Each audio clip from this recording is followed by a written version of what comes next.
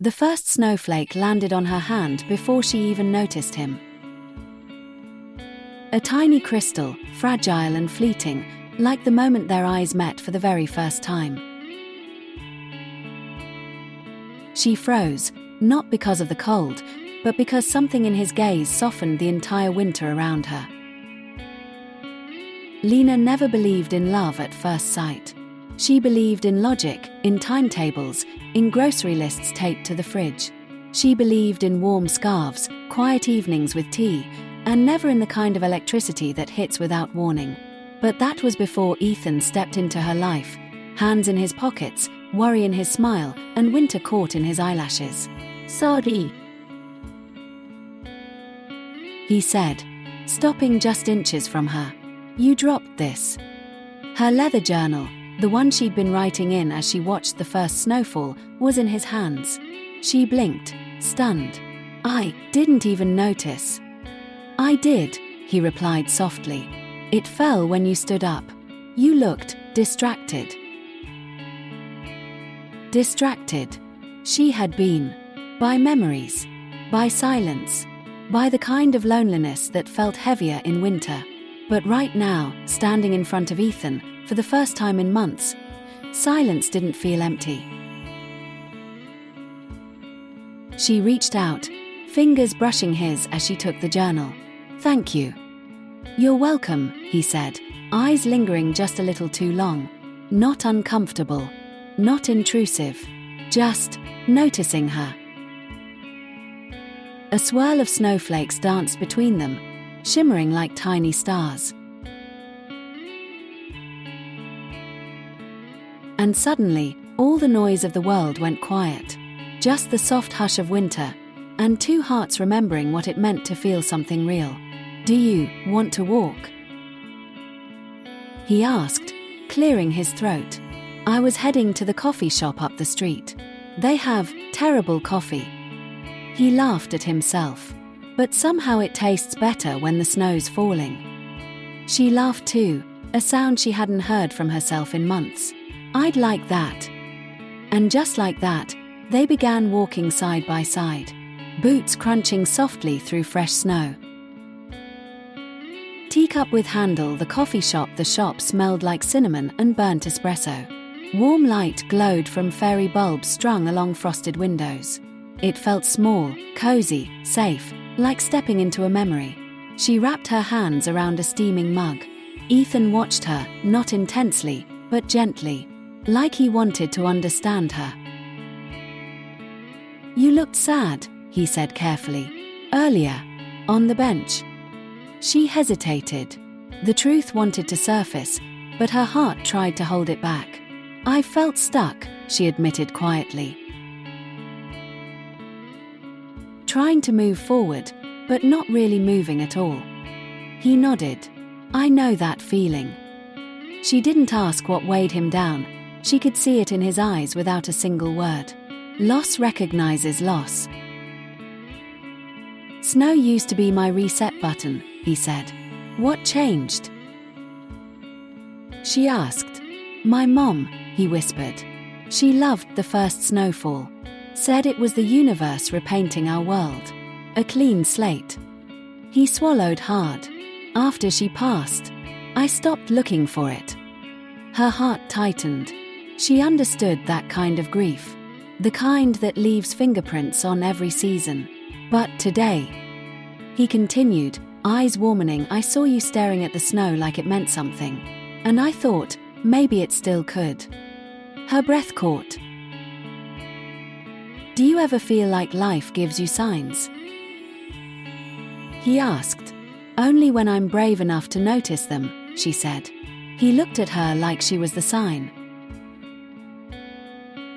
They walked through the park as snow thickened, blanketing trees and pathways.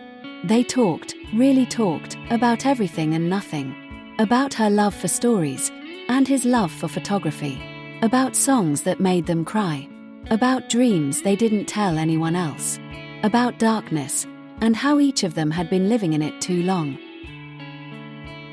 As the street lamps flickered on, casting a soft golden glow over the snow, Ethan suddenly stopped.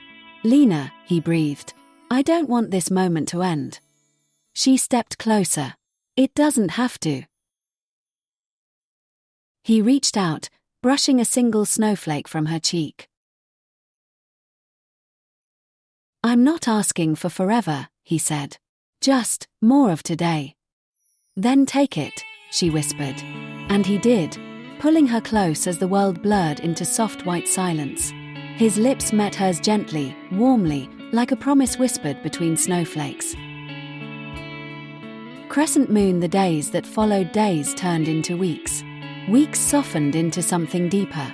Ethan started smiling more, laughing more, looking at the world like he used to when his mother was still alive.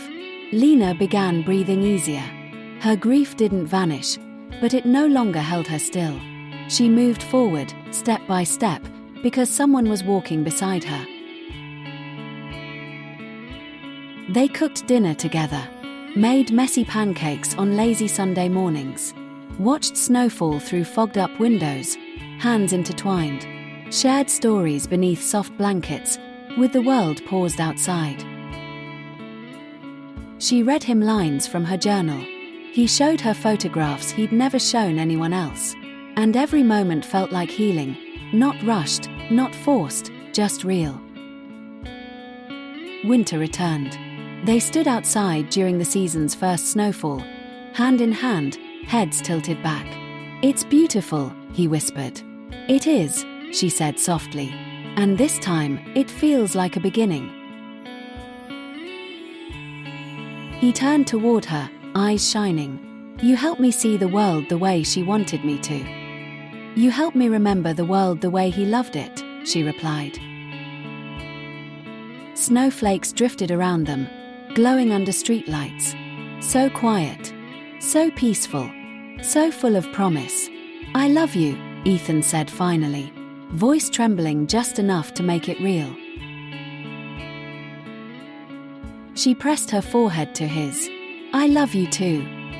And in that soft winter moment, with snow fluttering like tiny miracles, they knew they had both found the beginning they never expected. Ethan smiled. So, should we tell everyone to like and subscribe to our love story? He teased.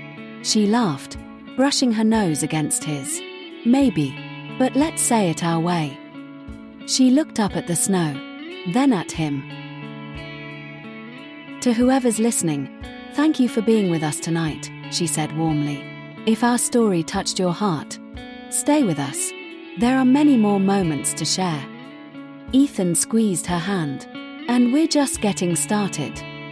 The snow kept falling, and their love kept growing. The first thing I remember that winter was the silence. Not the gentle kind, not the soft whisper of snow falling on rooftops or the distant hum of wind brushing through trees. No. This silence was heavier, denser, like a thick blanket that wrapped around everything and pressed down on my chest until breathing felt like a chore. I don't know if it was the cold in the air or the cold inside me, but both were there, twisting into each other, making every step feel like walking through cement rather than snow. Every morning, I would stare at my reflection in the window, breath fogging the glass, trying to convince myself that I could survive another day of it, that I could push myself through another moment of pretending I was fine. But each time I blinked, fatigue stared back at me through my own eyes. I didn't speak to anyone. Not really.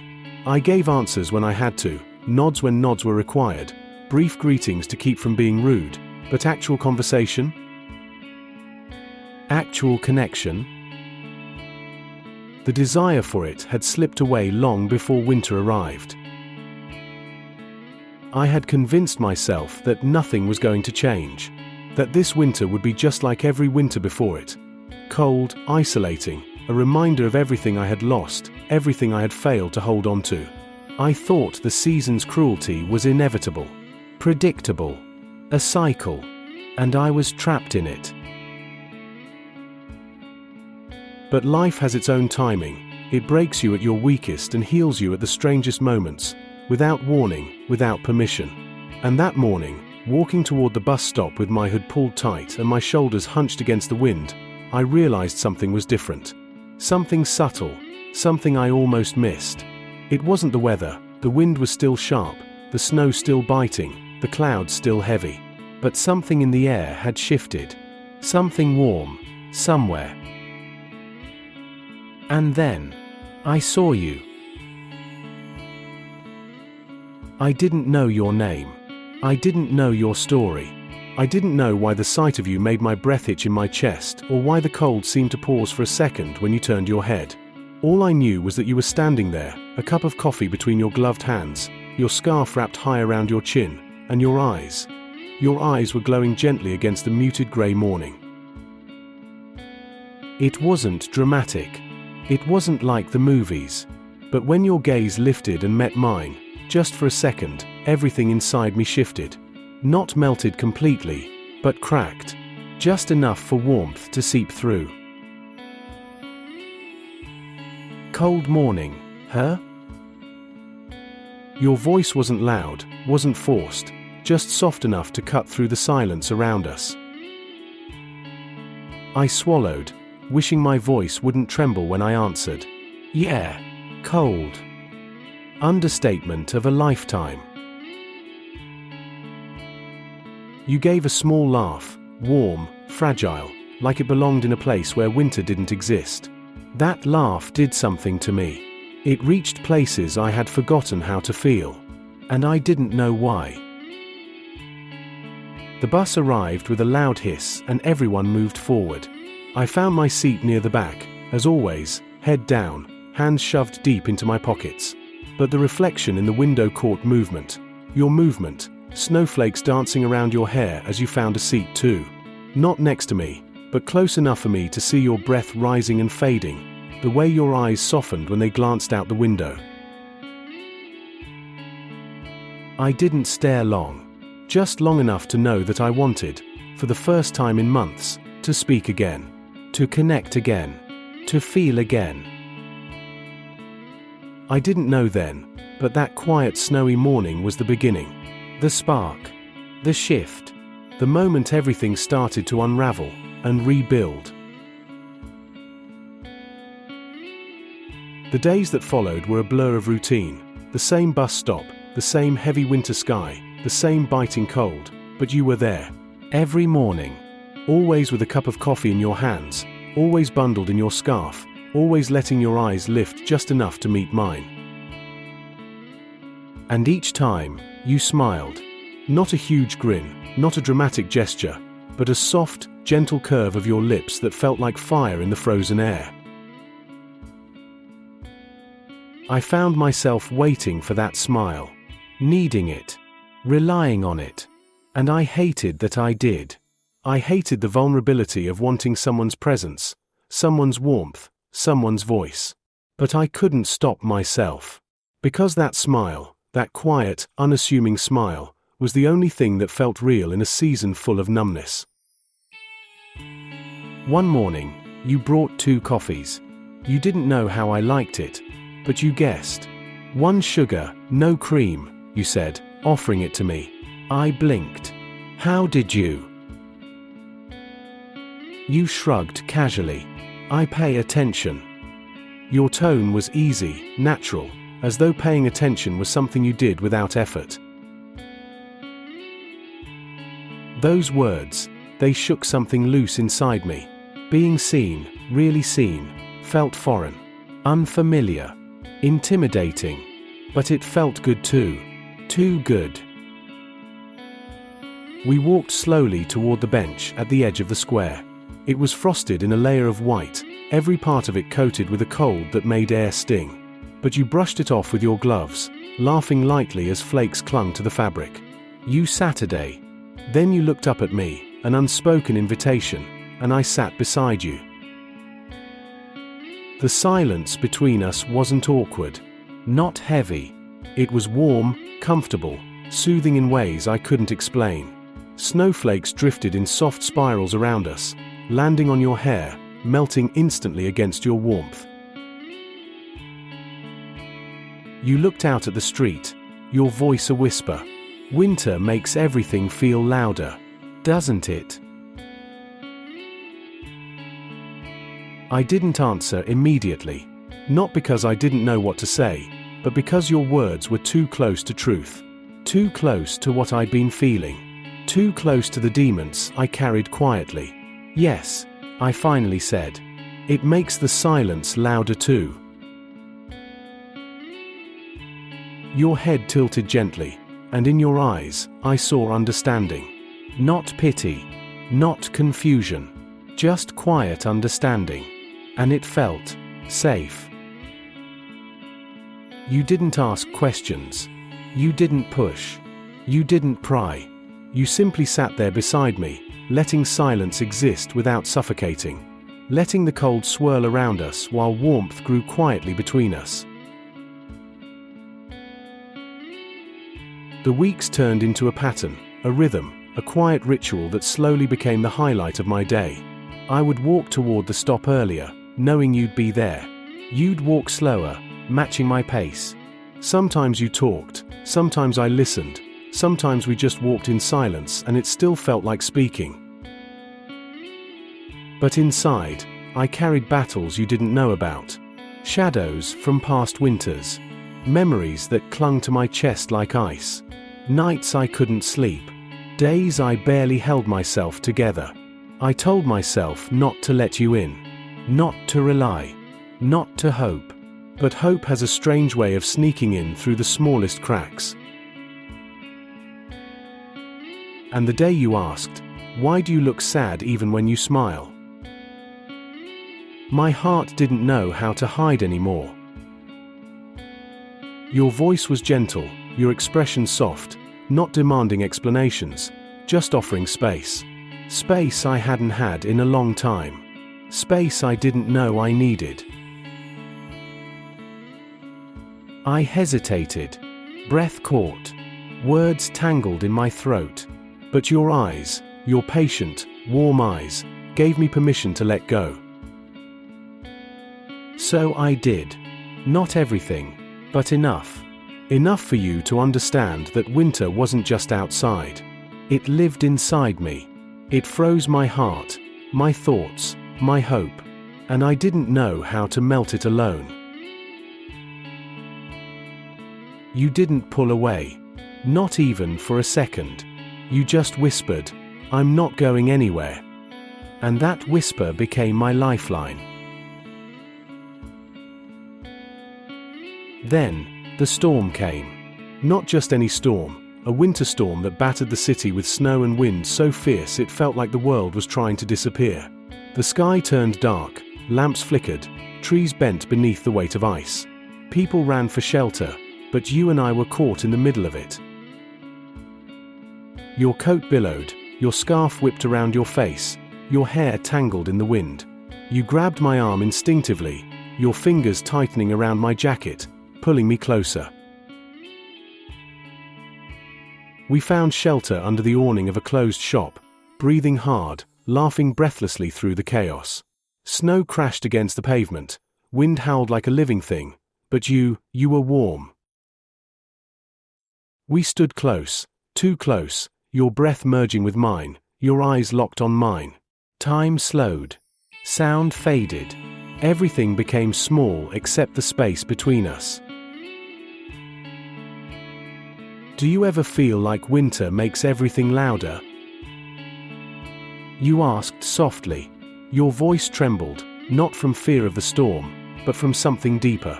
Vulnerability. Truth. Yes, I whispered. Especially the things we try to bury. Your eyes softened, your breath shook, your heart hammered in the tiny distance between us. I could feel it, the tension, the fear, the longing. Everything unspoken sitting between us like a ghost waiting for release. Then you stepped closer, close enough for your forehead to nearly touch mine, and whispered, "Thank you for walking with me." I didn't respond with words. I responded by reaching for your hand. And for the first time, you held it tight. The storm continued around us, but inside that tiny pocket of space, everything felt warm, alive, real. You looked at me with a softness that broke through every wall I had built. You squeezed my hand gently, heartbeat steady, breath trembling. And that moment became everything. After that night, everything changed. Not instantly, not dramatically, but slowly, like the first signs of spring beneath layers of snow. You asked more questions. I gave more answers.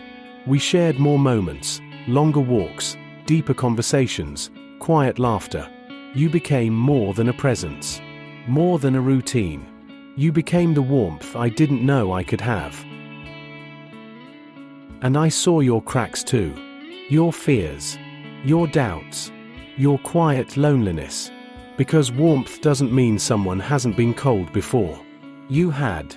And I recognized it in you. The way your smile sometimes flickered, the way your voice sometimes trembled when speaking about loss, the way your eyes sometimes clouded over when the wind blew too hard. We held each other through it, not dramatically, but consistently, quietly, gently. The biggest moment, the one that shattered the last piece of ice inside me, happened on a morning where the sky was so white it blended with the earth. Snowstorm aftermath. Silence hanging heavy. Air crisp enough to sting with every breath. I approached the bus stop expecting to find emptiness.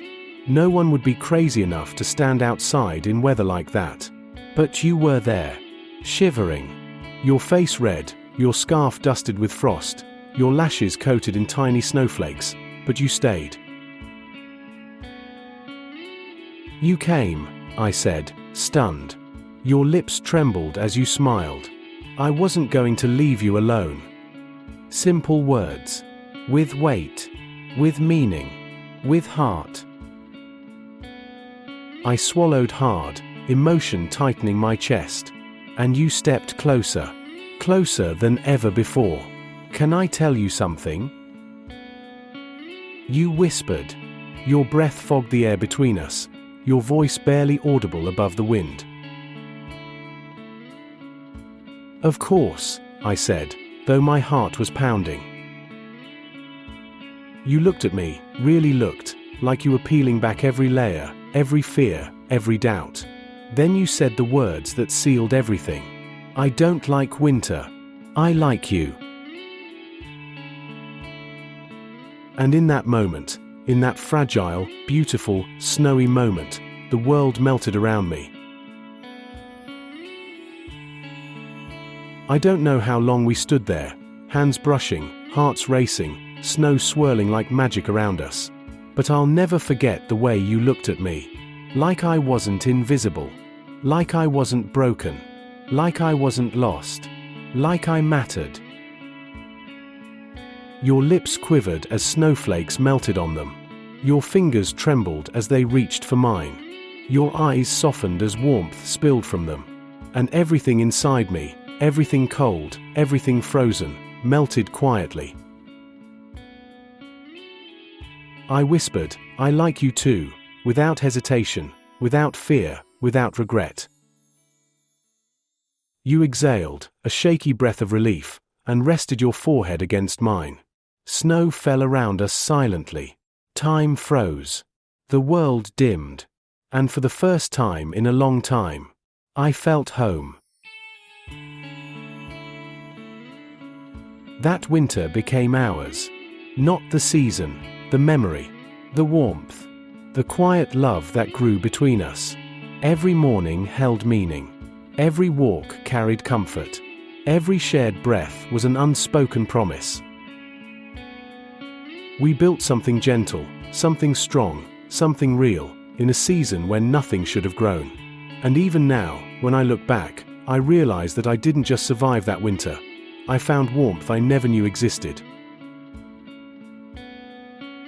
Warmth in your smile. Warmth in your voice. Warmth in your presence. Warmth in the way you said my name. Warmth in the way you held my hand. Winter didn't end the day the snow melted. It ended the day I met you. The day the cold inside me thawed. The day I found reasons to breathe again. The day you looked at me and saw me. That's how I found you in the coldest winter, and how you found me in the darkest one. The night before my best friend's wedding, I realized something I never should have. I was in love with his bride. It started so small I didn't even notice it happening. A look that lasted too long. A conversation that felt too easy. A heartbeat that didn't know when to stop.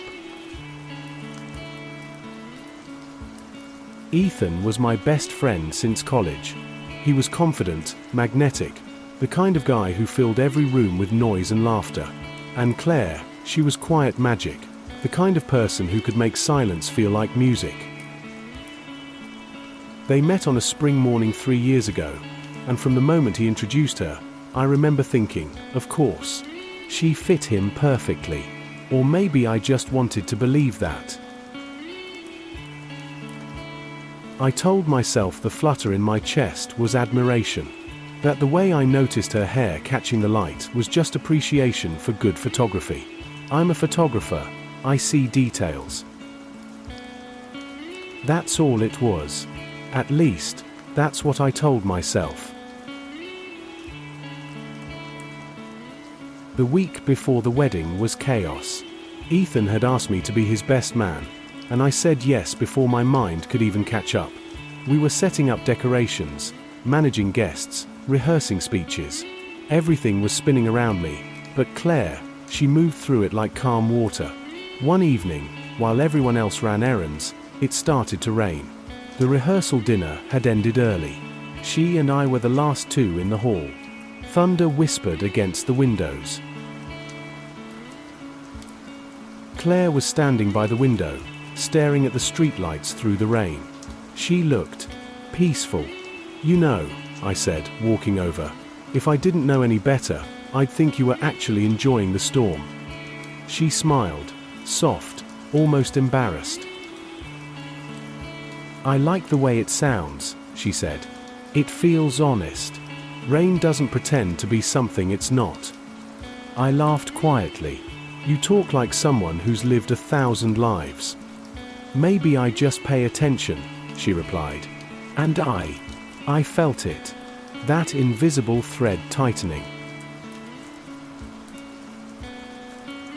For the next few days, I tried to ignore it. Every time Ethan talked about her, my chest hurt, like I was borrowing happiness that didn't belong to me. But every time Claire laughed, something inside me broke and healed at the same time. It wasn't that I wanted to take her away. I just couldn't stop caring. The night before the wedding, Ethan had gone out with his cousins. I stayed behind to finish the photo setup at the venue, the last-minute perfectionist touch. It was late. The rain had returned, steady and rhythmic. Claire was there too, finalizing seating cards. We were the only two left in the quiet hall. I was on a ladder, adjusting the string lights, when she said softly, "Do you ever feel like your life is about to change, but you're not sure if you're ready?" Her voice sounded fragile, almost afraid. I looked down at her. Every time I pick up a camera. She smiled faintly. That's safer than what I'm about to do tomorrow. Something in her tone made me climb down. She wasn't nervous about the ceremony. She was scared of the choice itself. "You don't have to tell me," I said gently. "But, Claire, if something doesn't feel right," she interrupted with a whisper. "It's not that simple." The rain hit harder outside, like punctuation marks between our breaths. She was trembling, not from cold, but from weight. I wanted to hold her, but I didn't. Instead, I said, "Then don't decide tonight. Just breathe." She nodded, eyes shining with unshed tears. And in that moment, I realized the truth. Not the loud, cinematic kind of love, but the quiet, devastating kind that sneaks up when you least expect it. I loved her. I couldn't sleep. Every word she'd said replayed in my head. It's not that simple. At 2 a.m., I went outside and stood under the awning, listening to the rain. That's when I heard footsteps behind me. Claire. She was barefoot, hair damp, wrapped in one of those oversized sweaters that always made her look too small for the world. I couldn't sleep, she said softly. Too many thoughts. Same here, I admitted. We stood in silence for a while, watching the rain blur the streetlights. Then she whispered, "Do you ever wonder what would have happened if we'd met first?" My breath caught. She wasn't looking at me. She was looking at the water running down the steps. I wanted to say 1,000 things, that timing is cruel, that love isn't fair, that she deserved to feel free. But all I said was, maybe the universe wanted us to learn something first. She smiled, a sad kind of smile. Maybe. Then, quietly, "You make me feel calm, you know that?" I didn't answer. I couldn't. Because calm was the last thing I felt. The thunder rolled again, and she turned toward me, just slightly. The distance between us was nothing, and yet everything. That night, I didn't cross the line. I couldn't. But the thought lingered, the way her eyes held mine, the way her lips parted like she wanted to say something more. It stayed with me, through the sunrise, through the ceremony prep, through every second of pretending everything was normal. When Ethan saw me the next morning, he slapped my back and said, "Couldn't have done this without you, brother." And all I could do was smile. Because the truth was, I had done everything for him, even the part where I broke my own heart to keep his world whole. The morning came dressed in sunlight, the kind that tries too hard to look cheerful. The rain had stopped, but everything still smelled like it, that quiet, earthy scent that reminds you something just ended. Ethan was all smiles, buzzing with the energy of a man who thought he'd found forever. And maybe he had. But when I looked at Claire walking down the hallway in her robe, holding her bouquet, her eyes didn't look like forever. They looked like if only. I caught myself staring too long, and she caught me. She didn't smile this time. Just a small nod, an unspoken acknowledgement that we were both pretending to be fine. The ceremony was set outdoors, under a wooden arch wrapped in white flowers. Guests arrived in slow waves of perfume and chatter. Music played softly, strings, delicate and romantic. I was supposed to be taking photos, capturing the moments that would live on forever. But my hands wouldn't stop shaking. Claire walked out moments later, her dress catching light in a way that almost hurt to look at. And for a second, everything slowed. The sound faded, the people disappeared. It was just her, and me, and the reality that I was losing something I never even had. She reached the aisle. Ethan turned, grinning like a man who had no idea his best friend was breaking quietly inside. When the officiant began to speak, I focused on the lens. Every shot, a shield. Every click, a heartbeat I couldn't own. Then, it happened. The moment came when the officiant asked if anyone had any reason these two should not be joined in marriage. I'd always thought that was just a formality, a sentence meant to hang dramatically in the air for a second before silence filled it again. But that silence felt like it was waiting for me. My throat tightened. I swear I could hear my pulse. And then Claire looked at me. Not for long. Just 1 second. But it was enough. Her eyes, they said everything she never could.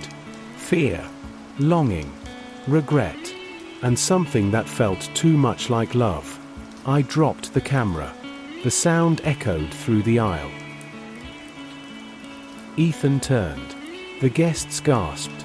I froze. "I'm sorry," I whispered, pretending it was about the equipment. But I couldn't finish the sentence. I picked up the camera, hands trembling, and stepped back. Her gaze lingered for half a heartbeat more, then she looked away. The ceremony went on. They said their vows. She hesitated, only for a breath, before saying I do. Everyone clapped. Everyone smiled. And I stood there, clapping too, because that's what best friends do. But my heart, it wasn't clapping. It was quiet. Still. Waiting for something that would never come. At the reception, laughter filled the hall. Ethan gave a speech, a funny, loud, slightly tipsy one about loyalty and friendship. Then it was my turn. I walked up to the microphone, my glass trembling just a little. I've known Ethan for 12 years, I began. He's been my brother in every way that matters. And when he told me he'd met someone, I knew she'd have to be someone extraordinary. I looked at Claire. She was watching me closely, lips parted slightly. Turns out, I continued, my voice softer, she was. A few people chuckled lightly, but Claire didn't. Her eyes glistened, not with joy, but something else. Something I couldn't name. So, I said finally, forcing a smile, here's to the kind of love that finds us even when we're not ready. May it stay honest, and may it stay kind. The toast ended. Applause rose around me, but all I could hear was my heartbeat. Later that night, as guests began to leave, I went outside for air. The sky was clear again, no rain this time, just the quiet hum of cicadas. I leaned against the railing, watching the lights from the reception hall flicker through the trees. Running away. Her voice. I turned. Claire stood behind me, her dress gathered in her hands, barefoot again. Just breathing, I said. She came closer, each step careful, deliberate. You shouldn't have looked at me like that during the ceremony, she said softly. I didn't mean to, I lied. Yes, you did. We stood there, inches apart, the world falling away around us. Why didn't you stop me? She whispered. You could have said something. You were happy, I said. At least, that's what I wanted to believe. I wasn't. Her voice cracked on that last word, and it broke something inside me. Claire. She shook her head, eyes wet. You think love is about doing the right thing, about staying quiet because it's noble. But sometimes silence hurts more than honesty. I couldn't ruin his life. And what about yours? Her question hung there like smoke. We were too close now. I could see the freckles on her cheek, the trembling at the corner of her mouth. If I had met you first. She began, voice barely a whisper. I would have never said yes to anyone else. And then she turned, walked back toward the hall, leaving me standing there, breathless, aching, alive. I didn't see her again after that night. They went on their honeymoon. Ethan texted me photos, smiles, beaches, sunsets. I replied with emojis and short replies, trying to sound normal. But inside, I was somewhere else, under that rain, beside that window, hearing her voice say the words I'd never forget. If I had met you first. Every day after that felt quieter. Work, coffee, sleep, repeat. Life moved on, and I didn't. Until the call came. It was 3 months later. Ethan's name flashed on my screen, but the voice wasn't his. It was Claire. Hey, she said softly. Can we talk? And just like that, every part of me that I'd buried began to wake up again. It had been 92 days since the wedding. 92 mornings of pretending I was fine. When she called, her voice didn't sound like guilt or confusion. It sounded like someone who'd finally made a choice. I'm in town, she said. Can we meet? just to talk. I told her yes before my brain could find reasons to say no. We met at the same cafe where Ethan and I used to plan road trips. Now it felt like a confession booth disguised as a coffee shop. Rain tapped the windows again, softer this time, almost merciful. She walked in wearing a grey coat, hair tied loosely, eyes tired but calm. There was no wedding ring on her hand.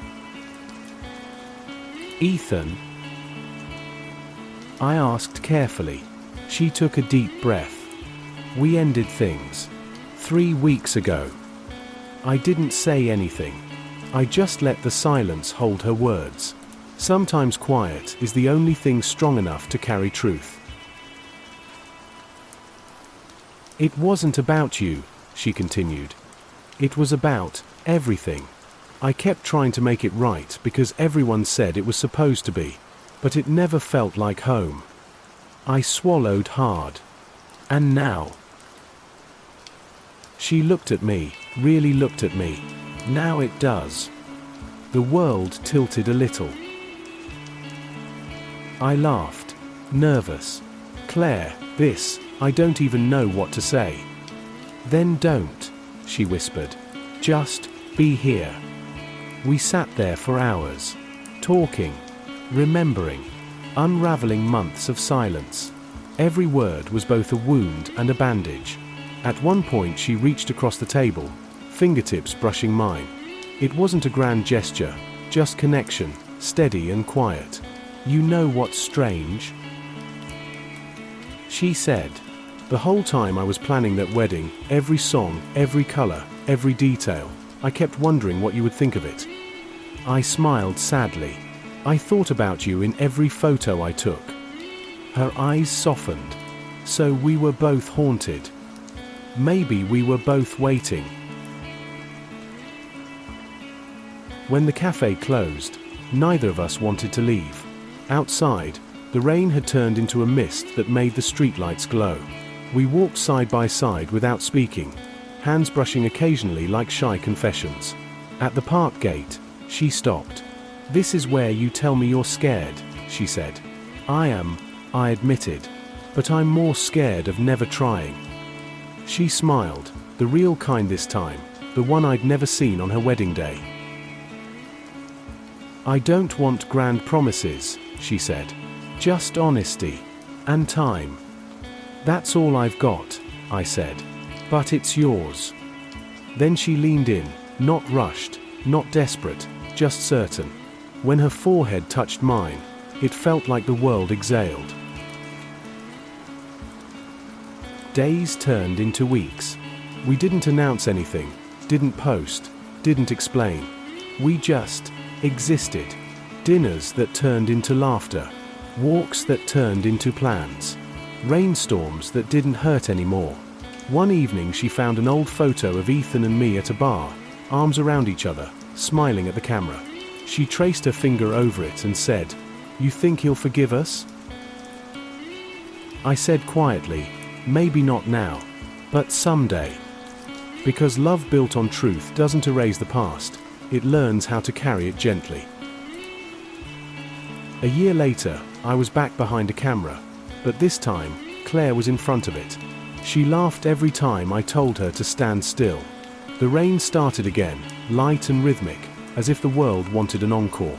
"You and that rain," I teased. She grinned. "It's honest, remember?"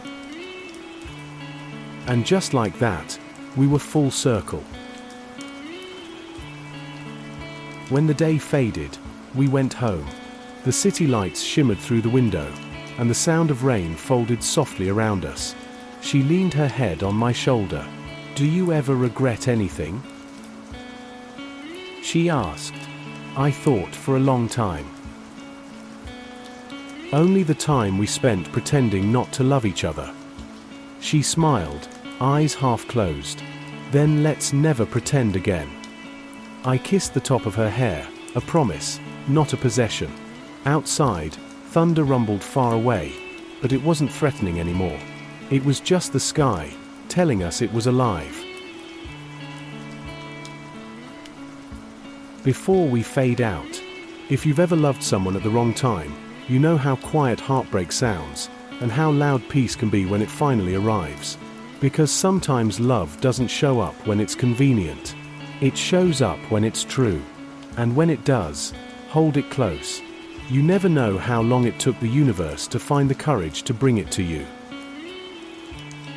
You've been listening to Love and Us. Like, share, and subscribe for more stories that remind us that love isn't always perfect, but it's always worth finding.